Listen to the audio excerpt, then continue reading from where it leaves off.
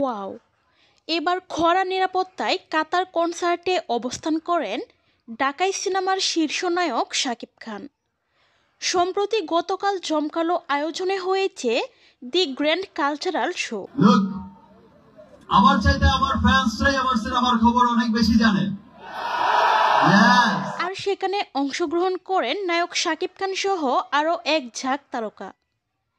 তবে সেই অনুষ্ঠানে সবচেয়ে বেশি নজর কাড়েন শাকিব খান। কড়া নিরাপত্তা দিয়ে অনুষ্ঠানে অংশগ্রহণ করেন এই অভিনেতা।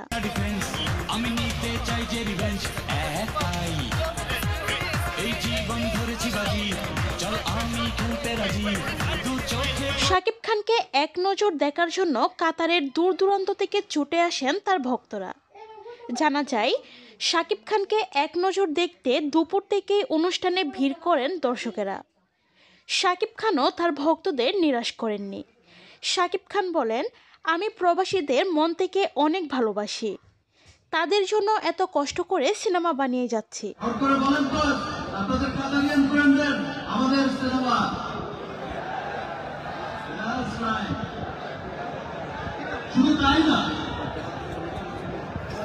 শুধু তাই না, আমি কিন্তু বিজনেস করছি, তাও মানুষকে নিয়ে।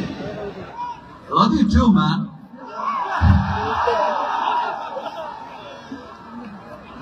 এই কাতারে অবস্থানরত যত বাংলাদেশি প্রবাসী